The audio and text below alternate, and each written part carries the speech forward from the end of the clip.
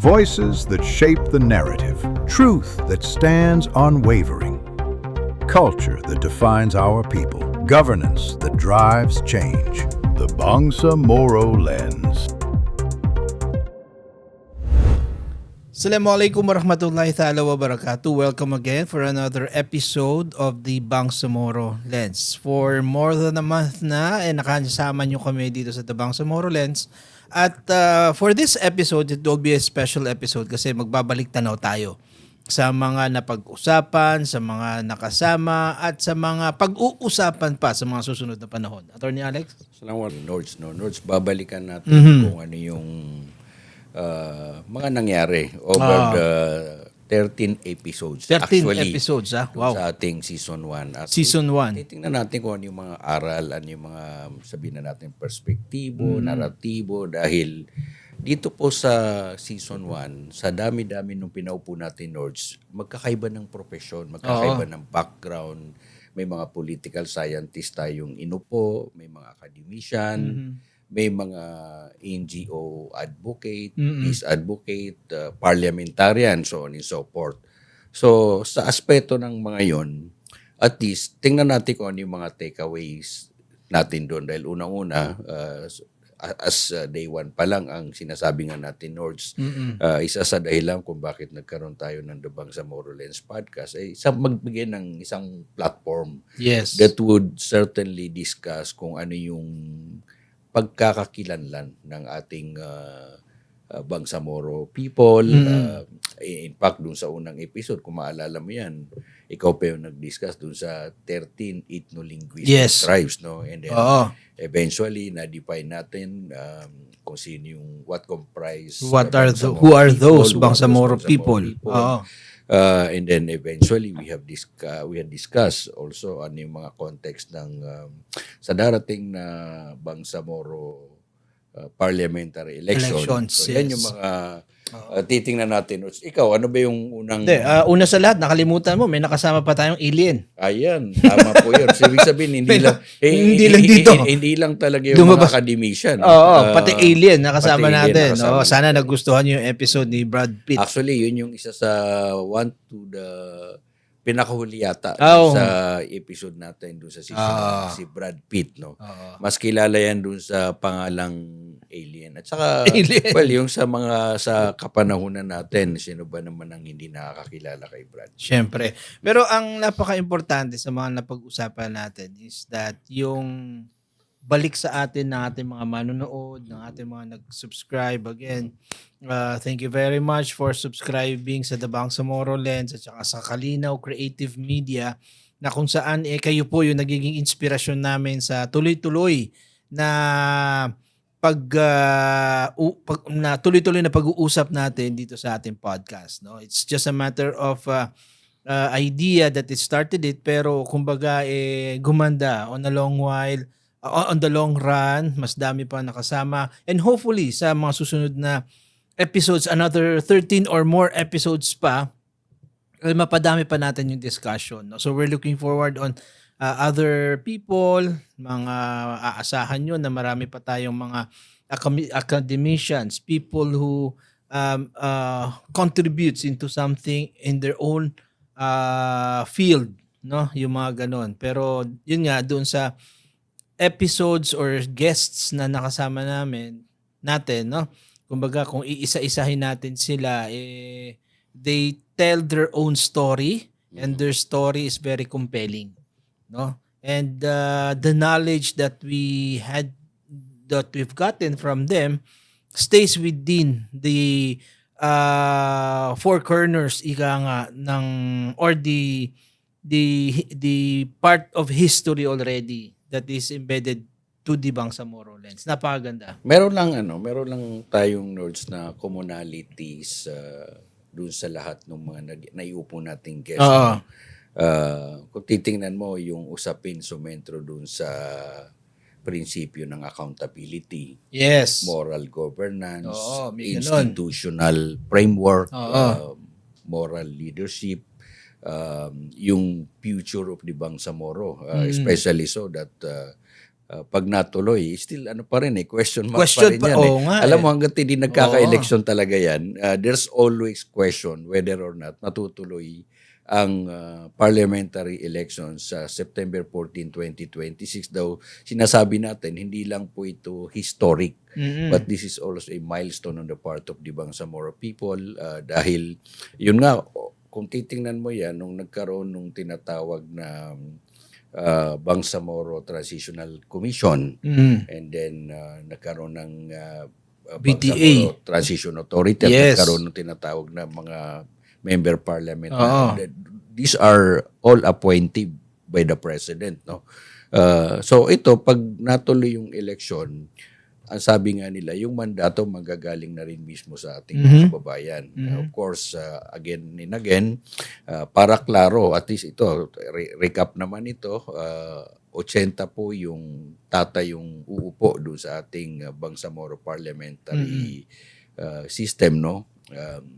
Ang ibig sabihin po niyan, 50% of that Nords, manggagaling yata yan doon sa tinatawag na regional political parties. Yes. And then, yung 32 manggagaling dun sa district representatives naman. Oo. Tapos merong 8 na iboboto nung sectoral. Sectoral na naman. Identified sectoral representation.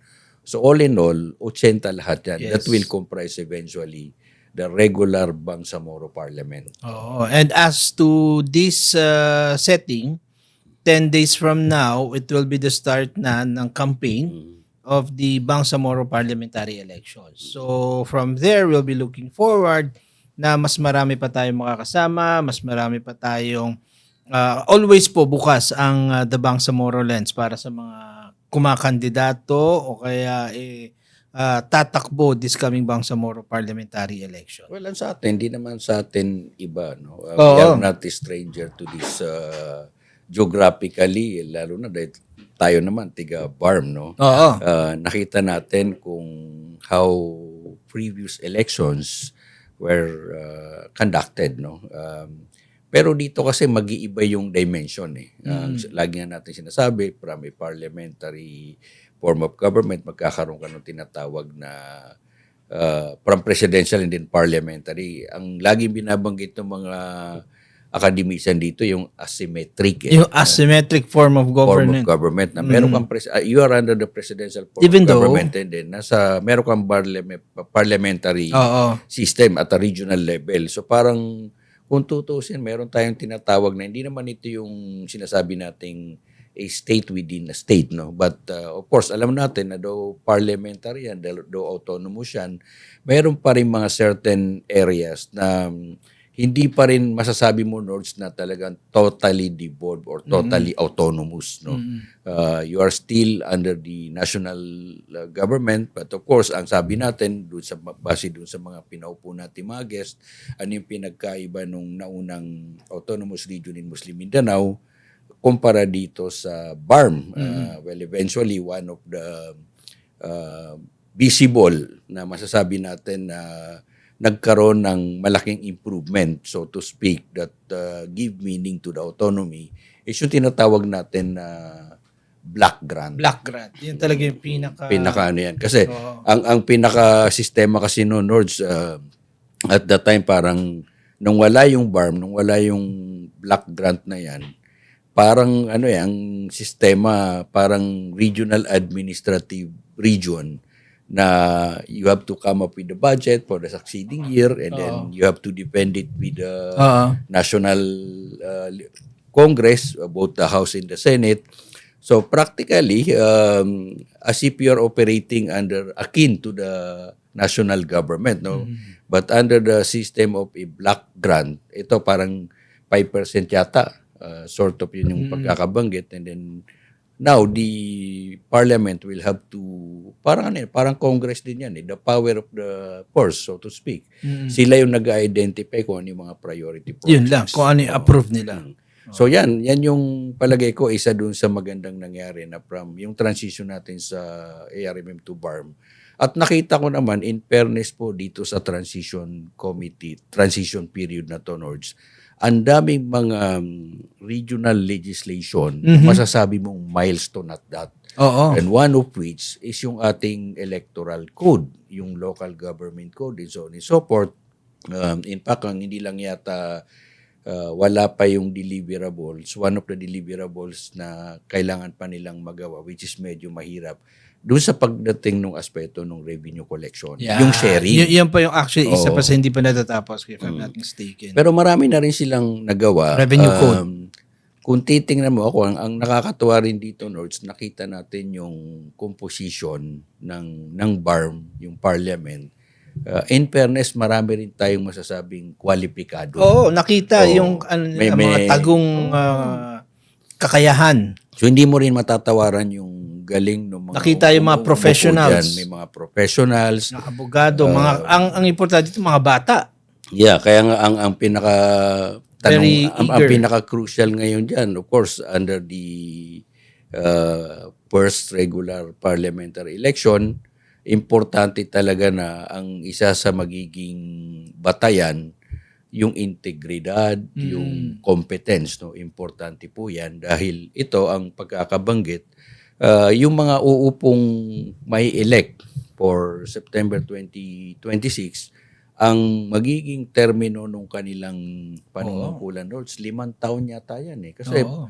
up 31. to 2031. 2031. So medyo mahaba-haba po yan. Kaya sa ating Mahaba-haba mga yung kababayan, panunungkulan nila. this is one of the challenges natin doon sa ating mga kababayan, lalo na po sa Bangsamoro Autonomous Na Region. talagang Muslim pumili, Mindanao, no? na kailangan pumili talaga ng mga karapat-dapat. Lately, kung makita mo rin yan, Nords, ang dami ng mga nangyayaring political realignment, shifting. Alliances, from the local to the provincial up to the regional level. Oo, ang dami. Ang dami, no? So, I mean, isa din yan sa... Pero alam mo, ang what we always wish for, no? Despite of the early coming of the... despite of how we see the election is now very coming near, no? Ay yung violence, Attorney Alex, no? Medyo apparently napapansin natin in the areas of Maguindanao, because siguro nandun yung hot seat, no? Sa Cotabato area kasi doon yung nagiging convergence nung ilang mga political personalities that will be running, no? And it's the seat of government of BARM, medyo yung public safety, public order and safety, medyo sana yun yung pangunahan na tutukan din na ating mga law enforcement because I mean it's sad to say, Well, lately, but no? it's May there, mga no? naki- Lately may mga madami nakikita tayong tayo. nakikitang Tama yan. mga news, madami tayong nakikita, well, aligned from na meron minsan na sinasabi that is election related, no? Hindi na natin alam whether it is a local election kasi iba andun pa rin yung or whether it is connected to the Bangsamoro parliamentary election, no? Kaya very specific tayo na inaano talaga natin kasi in addition dun sa nabanggit mo, Attorney Alex, the election on the local government unit is still aligned with the government election process on the national aspect. But on the form of, that's why we always specify na Bangsamoro parliamentary election because we're not voting on a specific local government unit but on the level of the parliament, of those who would be members of the parliament. No? So, yun na nga, no? Sana the peace and order and safety this coming election, yun naman yung laging hinihiling natin, no? Hindi lang sa mga law enforcement kundi sa supporters at lahat ng kakandidato na sana we observe more tolerance, no? And pagkakaintindihan sana, no? Pero going back, Attorney Alex, doon sa mga nakasama natin, ayan, isa na dyan si Attorney Alga.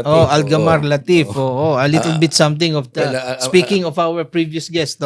Yan. So ang maganda ang dami kong takeaway kay Attorney Alga. Kay Alga na kung makita mo yan during do sa episode na yon, Nords, nabigyan niya ng konteksto yung Actually, Dami ko parang natutunan historically, bago pa pala nagkaroon ng mga tinatawag Treaties. na treaties, meron ng Moro independence. Oo, meron pa palang ganun. May mga ganun. No? So, but basically, it was during the guesting ni Atty. Algarin na nagkaroon tayo ng appreciation kung bakit paano yung Sulu was excluded Yan, naging from malinaw the sa akin yun. geographical, Oo. political composition Yes. ng BARM Very. in light of the decision of the Supreme Court in those specific Kumbaga, case, sino no? nauna? Kasi ang nangyari kasi dyan, akala nung iba na baka pwede rin kaming umalis. Hindi nila alam, even prior to the Sila creation, talagang nagkaroon na po ng ano yan. Sila pala yung May petition May over petition. that. At saka alam mo, ang tingin ko doon, tama rin naman yun. Kasi nung nagkaroon ng that gave plebiscite clarity doon, to the issue nung nagkaroon talaga. ng plebiscite pala doon, talagang natalo naman talaga yung yes doon sa Sulu. Oo. Kaya lang, Wala na magagawa. ang position ng regional government at that time is that yung boto from the different provinces should be taken as a regional Yun. consensus, no? Oo. So ngayon, basically, sabi ng Supreme Court, no, hindi po pwede yan na, kumbaga, dahil nanalo sa 4 na region, isasama nyo na yung isang probinsya parte. Oo. na nagsabi na ayaw nilang sumali. So, sabi nga nila, that becomes now the issue ng exclusion as mutan academic dahil whether Wala we na. like it or not, talagang may ruling na ang Supreme Court yan. Plus, if I recall it right, doon sa mga motion for reconsideration, parang denied na rin. So basically, we will have to live with that na dati-rati doon sa RMM Nords, mayroong kasamang Sulu. This time, wala na. talaga yung Oo, we have to live it up. Oo. We have to live with that already. So The sabi nila, minsan ang mga ginagamit nila, there's already water under the bridge, so to speak, no? Oo. But basically, kanina, you are saying doon sa issue nung peace and order. Kasi tama naman yes. na lately nakikita natin sa social media na medyo may mga incidents of yung mga pamamaril or ang problema In broad daylight. in broad daylight. Ang problema lang kasi ngayon dahil election period na yan plus palapit na rin yung campaign period, no, which is July 30. July 30 will So start. lahat ng nangyayaring violence, ang impression kagad election related yan. So kaya Yan agad. palagay ko dito mas strong dapat yung presence ng ating law enforcement sector. Possible ba na martial law? Hindi naman. Hindi naman, no? Hindi naman siguro tayo abot ng Hindi martial law naman. doon. Oo. But sabi nga nila, ang tanong, will violence could be one of the grounds para sabihin mo Ano ba yan? Kasali ba yan sa i-postpone yung election? force majeure? Well, hindi naman... Kasi yun lang yung sabi ng COMELEC na pwede. Hindi, pero in certain areas lang, hindi mo pwedeng regional. Lahat. Oo. Halimbawa, kung merong Tama, isang tama. probinsya na talagang kailangan mong mag-declare ng martial law, pwede mo siyang i-declare but it will not affect the region-wide conduct of election. So, mangyayari dyan, halimbawa, hypothetically, mayroong isang province, malupit, malala. Malala. Well, pwedeng magkaroon ng martial law dyan. Pwedeng hindi sila sumabay sa September 14 until makwell talaga yung peace and order, yung violence. Saka lang magkakaroon ng election. But I doubt that if it could be used as a blanket ground, yung lawlessness and violence to postpone the entirety of the regional election. So negative. So negative yun. So Kasi- doon sa mga nangangarap na Na yun ang plano. na ma-postpone, palagay ko, well, that's a bad news. Oo, Kasi that's hindi talaga ground yun. Unless buong region talaga, which is I doubt. Tsaka wag naman sana Tama. mangyari yung ganun. Tama naman yung pagkabanggit mo doon kasi during the time of MOA AD, martial law was only MOA AD and so as yung, if I'm not mistaken, the Maguindanao Massacre, di ba, in certain portions of the province, may nag-declare ng martial law. Same as during the time on the Marawi Siege, nagkaroon din ng martial law. Tsaka The kapag area. nagkakaroon Doon lang talaga sa area na pag yun. nagkakaroon ng lawlessness during election, pwedeng magkaroon ng halimbawa failure of kung nagkaroon ng election ongoing tapos may mga nangyaring Yun lang, hindi failure of dapat election. failure of Tama. election, but magkakaroon ka pa rin ng special election doon, but you cannot nullify the entirety of the Tama. result of the election. So ibig sabihin yan, ganun po yung sistema natin doon. Kung maalala mo yan, kahit nung pinaupo rin natin dito yung constitutionalist, si Orion. Yun na nga yun. Papunta na nga din ako yun. doon. So, at least, Siyempre, si Orion na naman. Ano yung mga takeaway natin sa mga naging guest natin. Kaya nga. Doon naman kay Orion, kumbaga, ako. Pero ikaw, saulado mo pa lahat ng mga napaupo natin dito. Bea? Sabay ganun. No? Hindi, I'm trying to recall. Kasi pero ako, at least naunahan mo ako sa 13. Hindi, Sabi ko, okay, 13 pala tayo. Ganito, para sundan mo na lang anong kulang. Si Orion. Orion Perez. Yan, si Tapos Orion. sumunod yata hindi, mas nauna si Malutikia. Oo, si Ma'am Malu. And then si Orion Perez, and then si Attorney Algamar Latif. Yes, and then si tama. Rex Rodianco. Si Attorney Rex Rodianco. Napaupo rin natin. And then after ni Rex Rodianco, ganda yan, lumalabas-labas yung mga ano nila. Yung Moro Ako Party. Yeah, the Moro Ako Party. Natin yan. And then, magandang memory mo, Attorney Alex. Hindi ko maalala yung Bapa. Si Attorney Sema. That episode with Attorney Sema is really eye-opener. Yeah, that's true. Between having, posible pala. Ayan. Kasi mostly doon sa napag-usapan natin with Attorney Sema is that I asked him, meron ka bang alam, or political, doon nga, ako, I'm not aware of that, na meron pala of two worlds that combined for the purpose of for the Bangsamoro. If I put it on layman, parang alam mo yun, it is their family who dedicated the creation also of the Moro National Liberation Front, and then just to save that commotion during those times, they have to involve their family to politics. Well, diba? Yan. Ang maganda parang ganun yung nangyari. Ang maganda rin doon sa guesting natin kay MP Omar Sema. Mm-hmm. Nakita natin yung human dimension. Yung tama. sakripisyo rin nung pinagdaanan ng pamilya. No? I think he's one of the first na nakuha natin. Nakita natin doon. Tapos and then napaupo natin si Danilo Araw. Absent ako nun. Journalist ito sa Yes. University of the Philippines. Pinag-usapan yung tungkol dun sa yung mga news distortion, yung mga fake news. Nako. How does it affect the narrative? And then, naimbita rin natin si, of course, the good secretary, former secretary of the National Defense. Yan. It's an eye-opener And also. then, sino pa ba? Baka mamaya may From there, si Brad Pitt. Naku, si nakakalimutan Brad mo Pitt. naman si Alien. Napupuri natin si Brad Pitt. No? And then, ang pinakahuli, si Benedicto Bacani. Yes, si Attorney Bacani. IAG. Si IAG.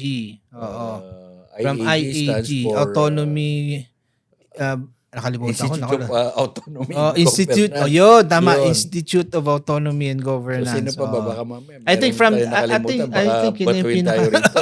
kaya nga eh. But so far, yun yung to our recollection, no? Yun yung mga nakasama natin that provided kung what at stake dun sa...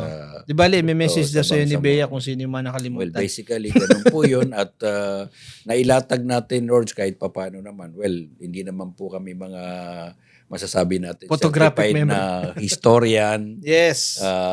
or political scientist. But dito naman, kaya nga lagi tayo may disclaimer na hindi naman tayo nagpapanggap hindi naman tayo nagpapanggap. We're not historian. that, Ang punto natin dito is makapagbigay ng konteksto, naratibo.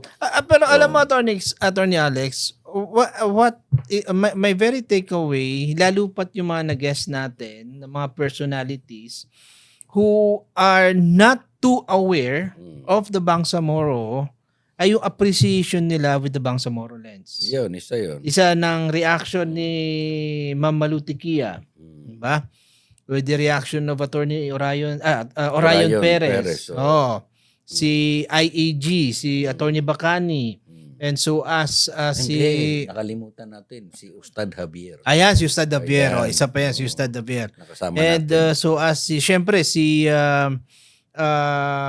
former Secretary DND Bert Gonzales. Tama.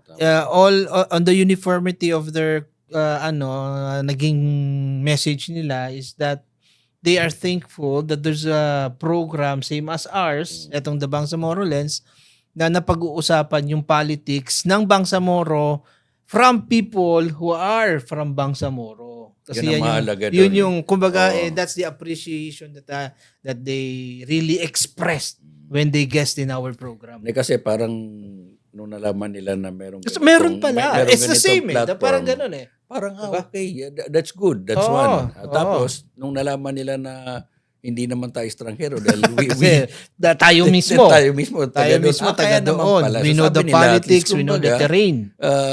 You're speaking on From your- the heart, from no? the heart. Oh, from the heart. Yun ang Because importante galing tayo. doon. We So, are from hindi that lang ito umbilical. alam mo, hindi lang ito yung hearsay. Uso pa naman sa panahon ngayon yan. Laging may debate kung meron ka bang personal knowledge. Nako, oo. Ayan. So ito, yung mga Mukhang binanggit isa natin. yung sa nabanggit dun sa At least tayo, Nors, sa Netflix. itong mga binabanggit natin. Oo. Well, part of it, masasabi po natin na hindi lang po ito kwentong barbero. These are not hearsay, but these are based on our personal knowledge as and experience. experience And na rin. experience. So Nakita ako, natin. Ako on my end, being syempre yung programa natin na Salam Radio, being a radio journalist also, and having mingled also with some personalities, kumbaga, those years of engaging, nakuha natin din yung knowledge of those people that we interview. Ikaw, parang Well, ako- being on the ground. Well, ako diba? Oo. personally, Nors, malaking bagay para sa akin na maging bahagi ng The Bangsamoro Lens dahil through this platform, nabalikan ko yung history. Kasi alam mo, yes. we cannot just assume na porke Maranaw sabihin ka. natin Maranaw ka, tausok ka, Muslim Maguindanao ka. or Tama, Muslim ka, tama, alam mo tama. na yan eh. Oo. But of course, nung nandito na po yung platform, talagang kahit pa paano, we did a lot of readings. Mhm.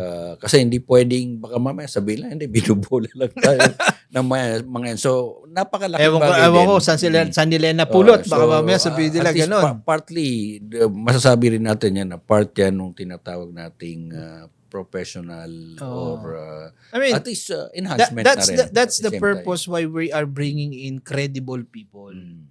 O gaya nalaman when we talk about Islam, we are not credible on that. Pero si Ustad Ahmad Javier, si Ustad Isa Javier, no, kapatid niya pala yun. Ustad Because Isa we Javier. do not intend to Yes.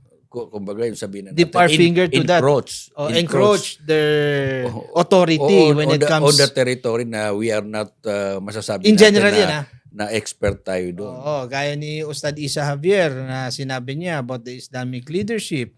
Ano yung mga bawal at hindi when it comes to the leadership in Islam, 'di ba? Yun yung mga napakaganda. Nilagyan niya ng mga konting Pero at least, verses. may claim pa maganda. maganda. Makikita mo, napakaganda ng traction doon sa mga reels natin. May mga umabot na po tayo ng by hundreds of thousands Oo. views, no?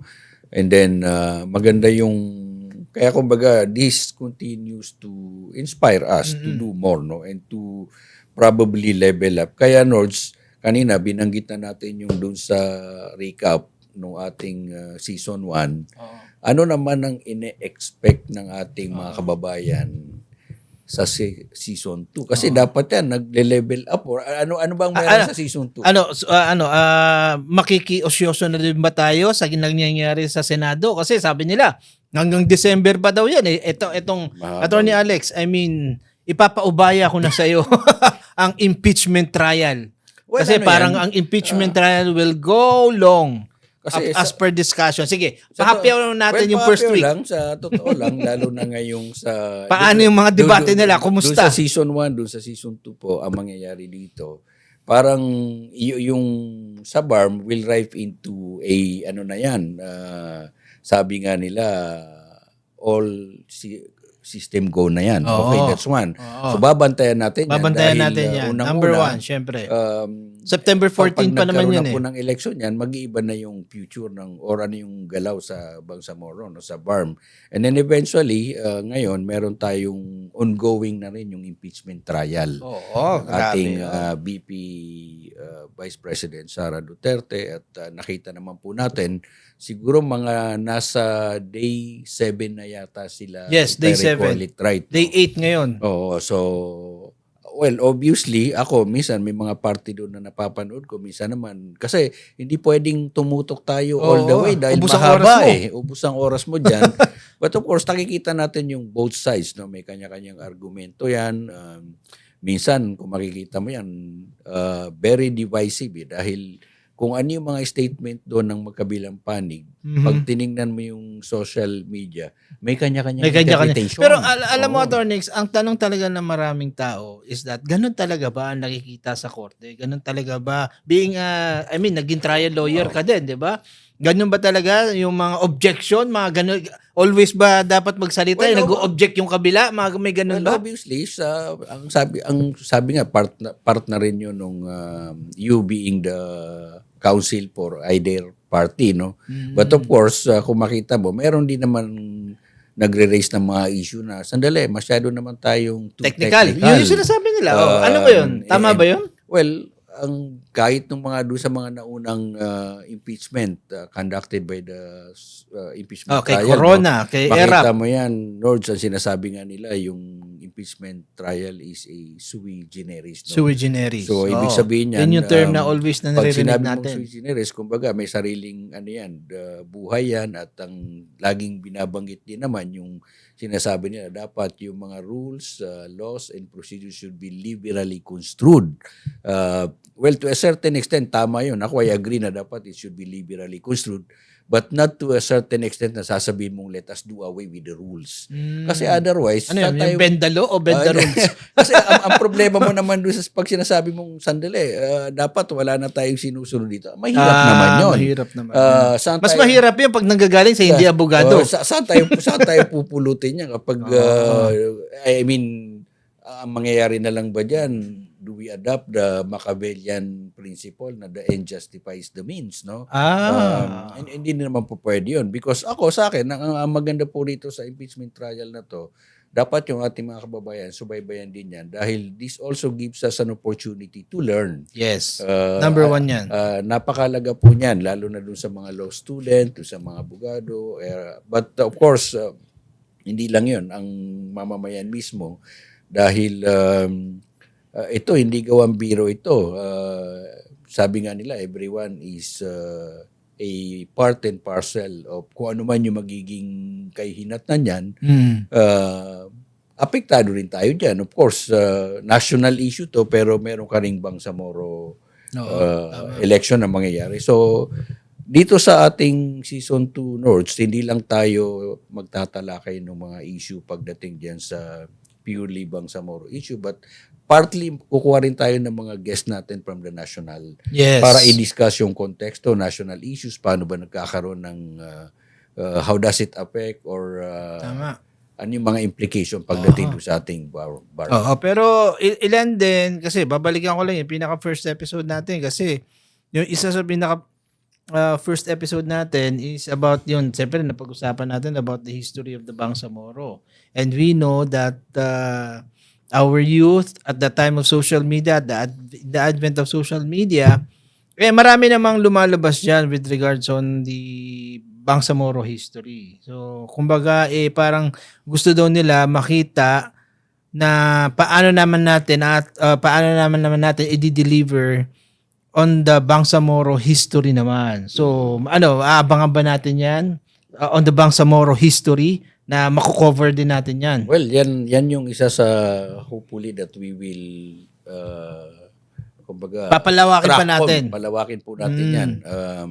Siguro after ng Bangsamoro parliamentary election, let us probably put more focus on the history itself, no? Yes. May mga historian naman tayo para alam mo yung mga misan naririnig lang natin yung mga sinaunang pangalan. These are the iconic names no? Ano yan, Sultan Kudarat, si Sharif Kabunsuan. Yes. Ano pa? Sheikh Yung sa Makdum. Sheikh Makdum, no? Alamin natin kung ano yung mga Yan yung mga naging ambag aalamin nila natin. dito sa ating kasaysayan. At isang bagay din na napansin ko, Nords, no? Dito sa partly bago tayo magtapos, of course, yung babalikan po pa rin po natin itong forthcoming election. Pagdating dun sa ngayon, Nords, ang voters demography ng BARM Yes. ay nasa 2.3 or 2.5 million voters siya, no? Dun sa lahat ng kabuuan ng BARM. You talk of province of Lanao del Sur, Maguindanao del Sur, Del Norte, Basilan, of course yung Tawi-Tawi, no? Of course, Isabela City is not part of BARM. But basically, ang lumalabas dun sa data, merong halos mga nasa 2.3 or 2.5 million na botante Yes. dito sa darating na election. But what's striking dun sa data na yun, Nords, sinasabi nila na 35% dun sa kabuuan ng 2.3 ay halos ito yung mga 35%. newly registered voters. So, kumbaga ito yung mga batang ngayon Gen pa, Z. Gen Z, no? So, 35% of that, roughly, abot ng mga 750 to 900,000. Ang dami So, naman yan.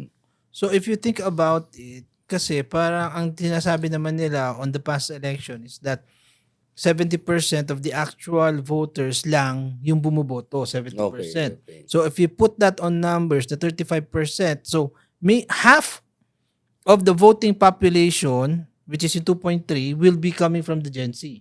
So, anong mga takeaway natin no kung Gen Nako, Z yan? malaking boto yan. Ito yung aktibo sa Ito yung social aktibo. media. Oo. If 50% of the vote will be coming from that category, nako. Pero palagay ko ano yan, crucial yan doon sa regional political parties as well as sa sectoral. Kasi ang boto dyan is regional eh. Unlike doon sa district, kasi siyempre yung, kumbaga, kung yung sabihin na natin 35% yan, hindi naman kasama doon sa ano kung ilan yung nandito sa bawat distrito na to. Pero hindi. magkakaroon ka talaga ng parang swing vote as far as the regional political parties as well as doon sa sectoral parties dahil una, ang butuhan dyan, region-wide. Oo, okay. So, Actually, yun yung isang takeaway ko eh, dun sa interview natin with Attorney Bacani. Nung sinabi niya na actually it's what would be, the one to look after is yung sectoral. okay. Because sectoral would be like voting for a senator. Regional senator. Parang regional senator siya eh. Oo. Kasi you will vote by in general. Assuming na regional yung magiging senator. Parang magkakaroon tayo assuming, ng 'di ba? assuming. Parang assuming na Kasi daw parang ang sa sectoral yata, Nords, ang iboboto mo yung tao. yung tao, Unlike dun sa political parties, yung party. yung party. unlike dun Oo. sa district representation, dun lang sa Doon lang distrito sa niya. district. Eto, iboboto mo, ilan kaya sila Nako, Pero ayun talaga alam mo isa sa maganda aabangan. doon sa sectoral na yan dahil ang sinasabi nila, ang maganda sa sectoral sa BARM, kung ang iboboto mo yung tao mismo. So eventually, siya na talaga yung pag nanalo yan, hindi katulad nung sa party list sa national na minsan sectoral representative pero pag nanalo na nag-iiba na yung mga nomination or nominated. Iba yung umuupo. Unlike dito dahil tao na mismo yung iboboto mo, alimbawa doon na lang sa traditional sector. Oh. Ibig sabihin pag may napili ka diyan at nagkaskade yung boto niya region-wide, siya talaga yung uupo dyan. Hindi po pwedeng magkaroon ng substitution. Hindi pwede. Kasi wala na eh. Wala There's no more substitution. So dapat pala kung sectoral ka, Nords, kahit pa paano, may impact ka. Or kilala ka. At least man lang. Oo. Kasi though physically, kaya mo namang ikutan yung buong region. Pero hindi ka naman kilala. Pero kung ako yung sa sectoral, considering yung data na meron kang 35% na Gen Z, yes. Doon siguro natutukan mo. i-capitalize ko na lang siguro yung sa social media. Tama. Di ba? Anyways, So, there are so many things to look forward into yun ang maganda on the doon. coming Kaya election. yung ating mga sectoral representative. Oh, tara na. Alam mo, kami po ni Nords, nag-invite po kami ng mga candidates, Yes, political yes, parties, district representative, or even sectoral. Dahil yun naman yung rason ko bakit nagkaroon tayo ng ganitong klaseng platform para malaman din ng tao ng mamamayan. Alam mo, ayaw kong gamitin yung taong bayan kasi alam mo masyadong Nagasgas na gasgas ba yung sa ano? taong bayan para at least yung Bangsamoro people should have an opportunity Mga now kabangsa. na kilalanin kung sino yung mga tumatakbo. Yes. Importante po yan. Crucial na dapat ang ilagay natin dyan, kilala natin yung credential, integridad, yung kanyang mag-backtrack tayo kung ano mga ginawa niyan. Wag lang sumentro doon sa family name na naman. No? Oo, wag sana. Wag sana. Dapat ang sabi natin. I think that's one of the kasi parang doon sa sector walang big family name na nandun. I mean, I have to review it. Pero sige, tingnan natin. Sige, pero ang importante diyan sa amin po dito sa Bangsamoro Lens, kami ni Nords, Yes. naniniwala po kami na magiging makabuluhan lang yung magiging result ng election kung ang maiuupo natin diyan ay yung mga kwalipikado. Yung may alam, competence. In fact, yun yung sinabi ni Attorney Bacani. Yes, sabi niya. Crucial yung technical know-how. At hindi lang yung technical know-how, baka mamaya dapat yung may integridad din. Kasi technical know-how, baka magaling lang sa know-how pero Baka know-how lang siya. Baka yung kanyang talent, ibang talent ang alam niya. So, Baka technical siya pero walang know-how. yan. So, well, obviously, yun po yung sa amin dito. Yes. We hope that we have provided you a context kung ano yung nangyari nung season 1, lalo na dun sa mga hindi tayo nasubaybayan ng gusto. Nagkaroon na po kami ng recap at kung ano yung mga abangan naman nila sa atin sa season 2. Yes, so hopefully sana ay magkita-kita po tayo. Subaybayan niyo lang po The Bangsamoro Lens under Kalinaw Creative Media. Ako po si Nords Maguindanao. Ako na po si Atty. Alex Abaton dito sa Bangsamoro Lens.